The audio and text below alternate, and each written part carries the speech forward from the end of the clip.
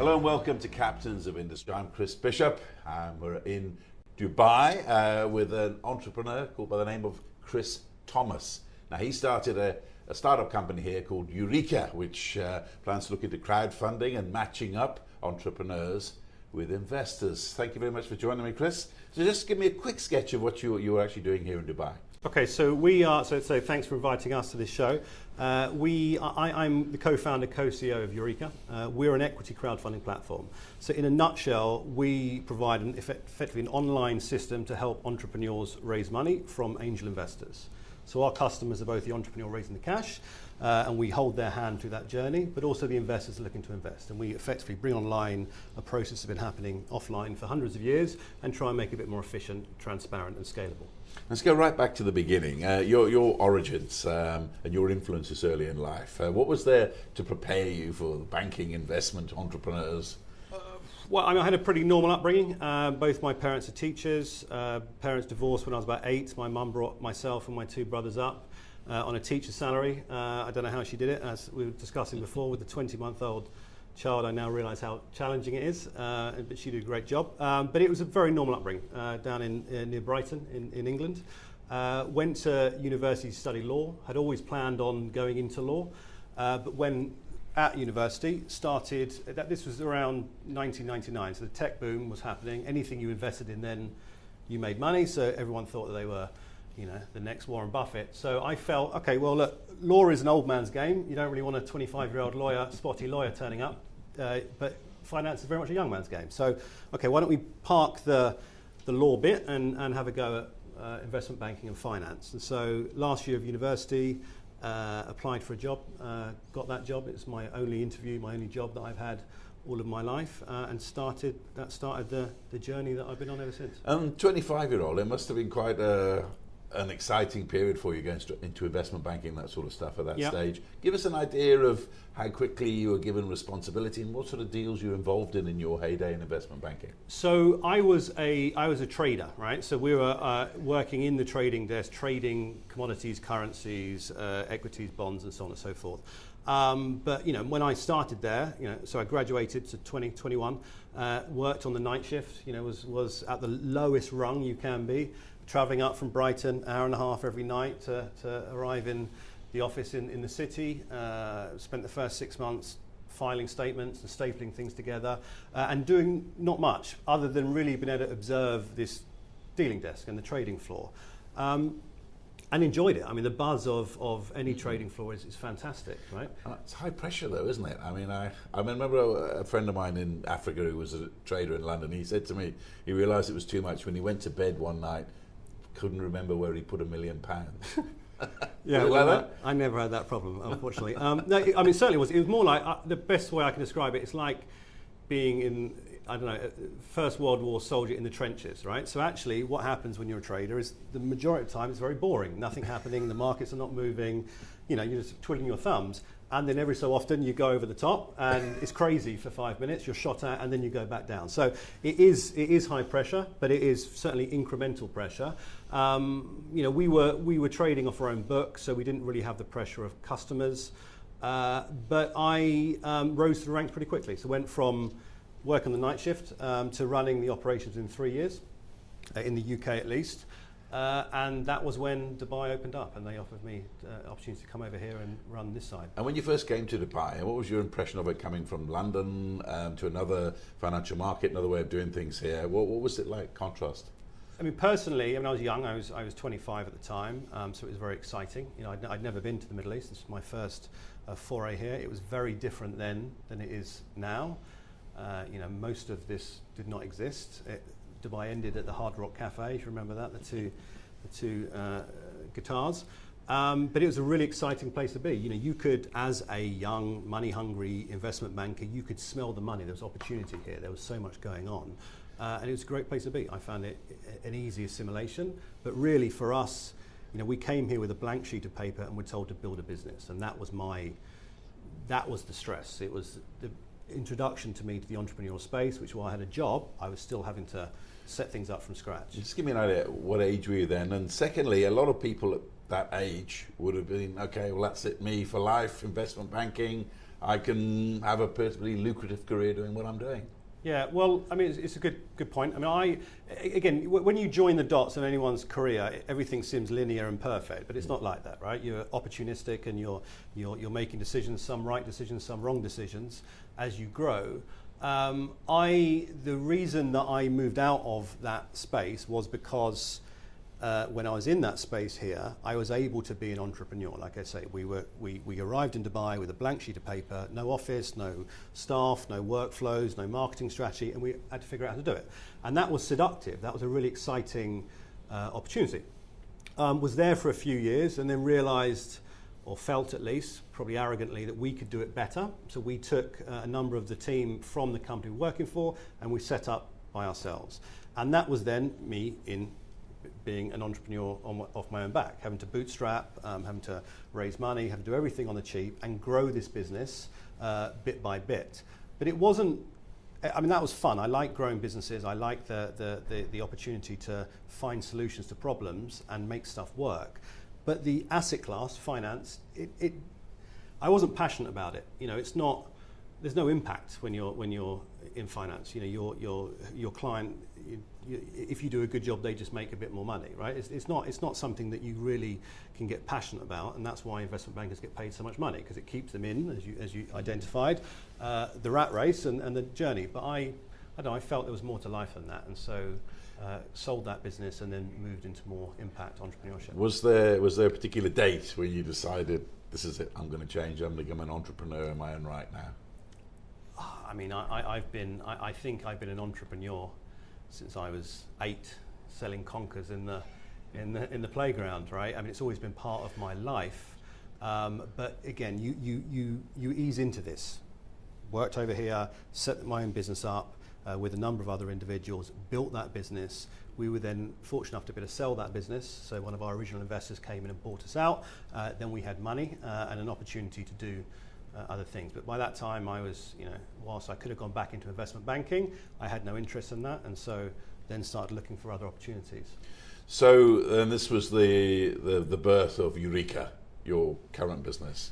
Not quite. Yeah, not quite. So yeah, we're going back a number of years. So worked investment banking, came over here, set up the desk for the investment bank we're working for. We then set up our own company, run that for 5 years, sold that. So when I was about 30, suddenly had time and money in my hands.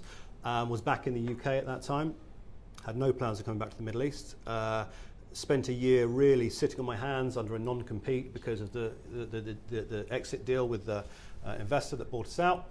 But then started to get involved in the ecosystem. So started to help and mentor entrepreneurs in the UK.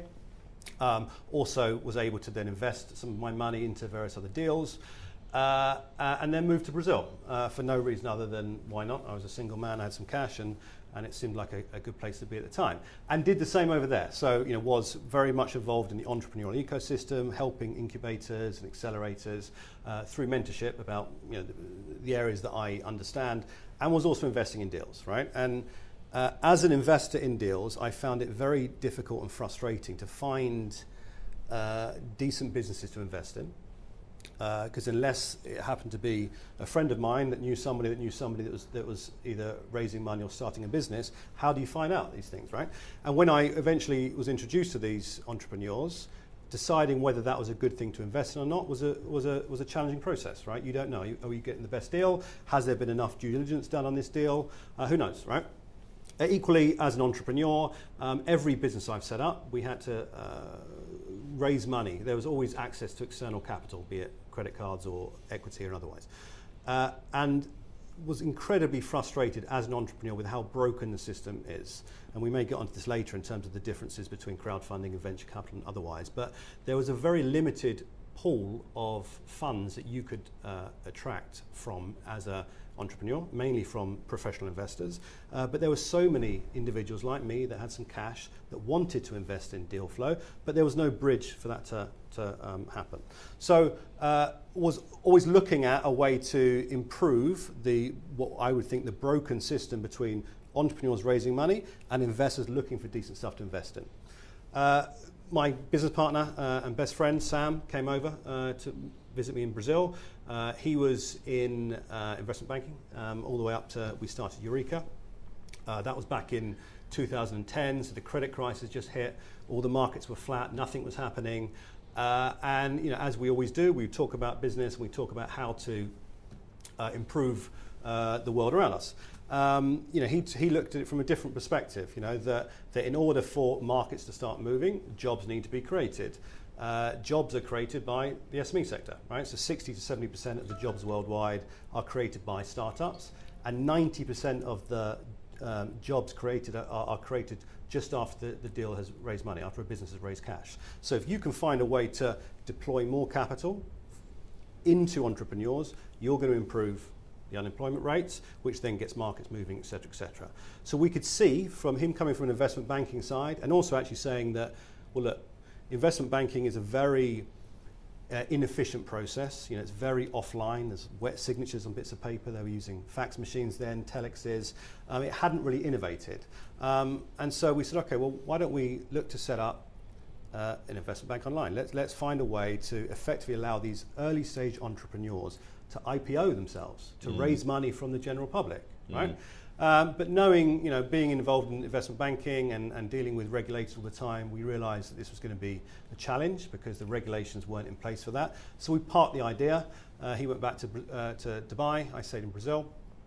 And a couple of weeks later, on my Twitter feed or an email I received, was an advert for a company in the UK called Crowdcube, which was exactly our idea. So this was a crowdfunding platform that had one deal that had just launched and had received an exemption from the regulators. So that was really our proof of concept. So, okay, well, look, the UK regulators are waking up to this. They're now understanding that there is an opportunity here, and we thought, okay, well, let's take this seriously. And that first day, the two of you sat down with Eureeca, which was here, I assume. Yep. Tell us, we're going to talk a lot more in the second half about your forays into Africa, but just tell us about that first day before we go to the break. It's exhilarating and it's scary, right? We were, like I mentioned to you earlier, Sam quit a very well-paid job. As he said, went from Zuma to Subway, overnight. And we were building this from scratch, right? And you have to build it quickly, and you have to build it efficiently without really any game plan, right? But that's for me, that's fun. I enjoy that process. So we were working out of Sam's apartment, just off Guy residence, and building incrementally every single day until we got to where we are now. So equity crowdfunding is a relatively immature industry. It's been around for about 5 to 7 years. Since the credit crisis, which was really the motivation for regulators to start changing the laws on this. But we are actually the most regulated platform on the planet, operating the most market. So we're regulated in the UK, licensed by the FCA, regulated in the Netherlands, also Malaysia, and we're also authorised here via our rep office from the UK. So we operate we have, if you like, 4 regulatory outposts. But have raised money for businesses in around a dozen countries, mainly in emerging markets, so underpinned by Europe, but mainly Southeast Asia, MENA, and some in Africa, but have investors from probably 100 countries around the world. Now, you say that regulators are opening up to this kind of investment model. How are you seeing that develop? So the reason that regulators are opening up or the reason that crowdfunding exists in the first place, right? So crowdfunding is not as a concept new, right? Mozart would crowdfund his concerts, Christopher Columbus would crowdfund his voyages, the Statue of Liberty was crowdfunded, right? It's, as a concept, it's been around since anyone looked to create, obtain a pool of money from a number of individuals. What has been missing is the equity side of this, right? And it wasn't until the credit crisis that because mainly to try and mitigate unemployment and to, as I was mentioning earlier, reduce or increase the money flowing into entrepreneurs, which therefore they spend on jobs, was that regulators start to wake up to this. Now we as a business, we knew for us, in order for us to be profitable, we need to be scalable. And to be scalable, you had to cross borders and go into different countries. To do that, you need regulation in these countries. So we took a pretty aggressive or assertive view a few years ago to actually start lobbying regulators around the world, again, mainly in emerging markets, and introduce them to the the virtues or the benefits of equity crowdfunding. It was slow initially. When we started in this business 5 years ago, we were contacting dozens of regulators, and it took a long time for any of these dominoes to fall, if you like. But the UK then opened up a framework which then kind of validated it as a senior regulator to other markets, and more opening up now. So, we are expecting within the next year another 8 or 9 jurisdictions to allow equity crowdfunding in their markets. And now you're looking towards Africa. Which countries are you looking towards there? So we're looking at South Africa, Kenya, and Tanzania. We've actually raised money recently raised around $1 million for a Kenyan business, an off-grid solar business called PowerMe, but are also engaging with the regulators there and in South Africa to open up this market. And just from a layman's point of view, I'm sure a lot of people watching this are asking themselves the question. I mean, you said the Statue of Liberty was crowdfunded, so was Christopher Columbus. Yeah. But I mean, imagine if I give you $10,000 and say, there you go, that's my part towards your business you make. And then say 10 years later, I say, we've done well, I want my money back plus. And what about if the company turns around and says no? Then what do you do? Well, I mean, that's a good question and a long answer, so I'll try and summarize it. The benefit of equity crowdfunding platforms is not just really opening up a new pool of potential investors, so enabling entrepreneurs to shout loudly, but it is also giving investors a lot of protection. We are a highly regulated industry, and we act, if you like, as the legal and financial escrow for that entire transaction. So when an entrepreneur applies to us, they go through a pretty deep level of due diligence for us to accept them on the platform. To give you some context, we probably list around 1%, so 1 in 100 of the deals that actually apply to us. When an investor is deciding to invest, they're depositing the money into our client accounts. We're holding on to the cash, and we won't release that money until shareholders agreements are in place and shares have been issued. What often happens with our structure is that we run nominee structures, so we hold the shares on behalf of the crowd, and there is one corporate shareholder into the local entity. So the crowd, that could be a $1,000 investor, a $10,000, $100,000 investor, are collectively protected by being part of a wider investment size, but they're ultimately protected by the quality and the depth of the shareholders agreement in place. Put it a different way, the majority of money raised via equity crowdfunding platforms are raised via the entrepreneur's own customer base, their own trust circle, if you like, right? And so it's in the interests of the entrepreneur to treat those customers as good as possible, right? Because they're the very people that feed the business, right? It's never happened, to be honest, in the industry that there has been a situation where something like that is. What about the other way around? I mean, an entrepreneur, it's in their interest always to shout loudly, as you put it, for investors. I mean, most entrepreneurs I know would scream from the rooftops for investors, but sometimes the business behind them is not as loud as the entrepreneurs are shouting. What do you do in that situation?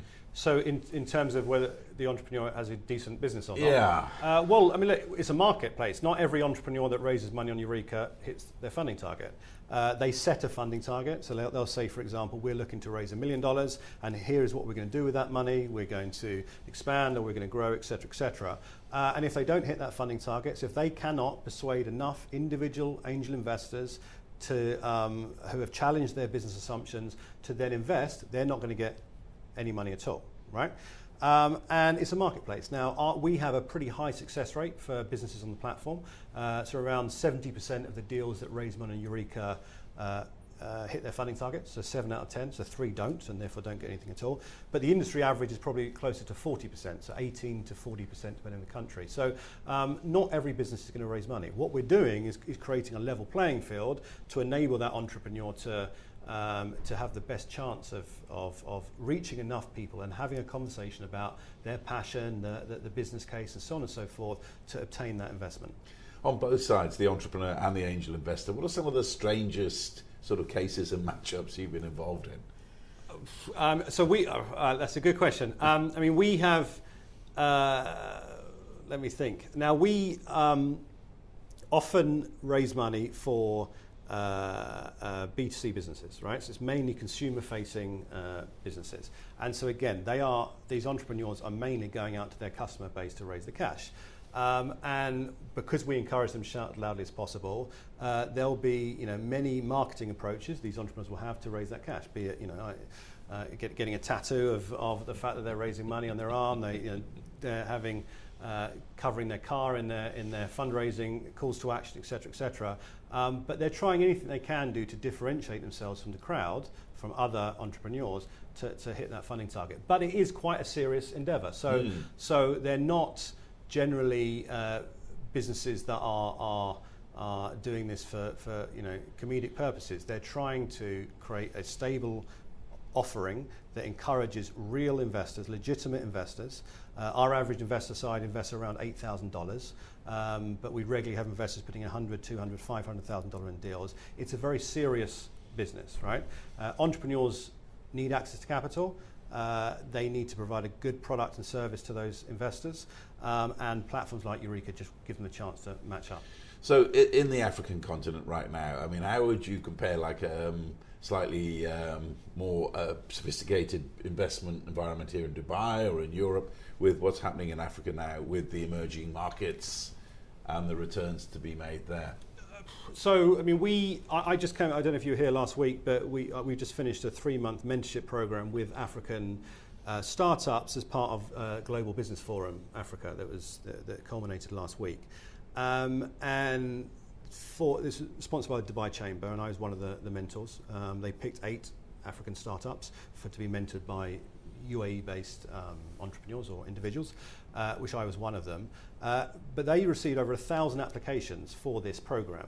And after a first filter, there was 100 or 200 applications left. I was able to go through a number of these and look at their pitch decks and so on.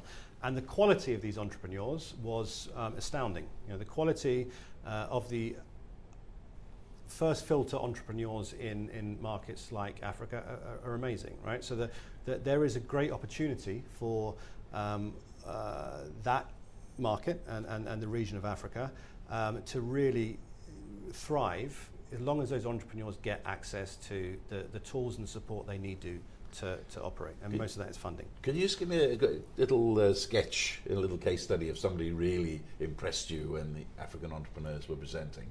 Well, I mean, so as an outsider, when I look at Africa, and Africa is 54 countries, it's hard to generalize, but I will have a Western perspective, a Western investment perspective on what I think works and what doesn't. And the reality is very, very different in markets like Africa. I'll give you an example. So one of the deals I was mentoring, a business called RideSafe, which is a Kenyan entrepreneur, Kenyan startup. What they do is that they effectively provide the opportunity for riders that are, have bought a bike, that are making money via taxi rides and deliveries, and provide them with access to medical services. And they effectively create an insurance policy. And when I was hearing about this business, I thought, okay, sounds cool. I understand the problem and I understand the solution. But he's making $1.50 off every one of these riders every month. And for me, I'm thinking that's not a business there. But then when you dig deeper and you realize the demographics in a market like Kenya alone, there is access to like 1.5 million of these drivers, all are underserved and under supported. He launched his app, so the business is driven by an app. He launched it the day before the Global Business Forum last week. In one day, first day he had 168 sign-ups. By the end of the program, the end of the 3 days that we were here at the conference, he had 600 to 800, right? He's on target to get 30,000 to 50,000 riders signed up by the middle of next year. That's $75,000, $80,000 worth of recurring revenue from, with a very, very low cost base. And when I'm looking at this with my Western hat on, I'm looking at saying that this is not scalable, there's not enough money here. But when you drill deeper and you realize that there are so many opportunities to create very decent businesses using micro payments and micro transactions, but to a wider demographic, you realize there's a lot of money to be made in the African market. And just lastly, as you know, the economies of the continent of Africa, they're going through a pretty tough time at the moment. But overall, from what you're seeing through your business, I mean, what's your assessment of the health and robustness African economies right now? Well, I mean, so I'm obviously biased towards, and the lenses I look through are the entrepreneurship space, the ecosystem, and mainly the investment side. And the reality is, in order for economies in Africa to grow, they need to support entrepreneurs. They need to support SMEs and startups and growth companies to grow. That's where the job creation is. That's where the wealth creation comes from. And the reality is that that's underserved. You know, the VC industry in the whole of Africa is tiny. You know, it's growing 50% year on year. But, you know, last year $750 million was invested via venture capitalists into Africa, which sounds like a pretty decent amount of money. But then when you dig a bit deeper, you realise that 30 of that 720 million invested, 620 went to 30 deals. So of all of the money invested, only 30 startups got 620 of that 720 million. There is no money flowing in, right? And that's where the angel investment community comes in. That's where platforms like Eureeca need to be to provide that bridge to allow angel investors locally to invest in these deals and help them expand, scale and grow. Thank you very much indeed. We've been talking to Chris Thomas, one of the founders of Eureeca, the company that marries angel investors with entrepreneurs. I'm afraid that's all we've got time for in this edition. From me, Chris Bishop, it's goodbye.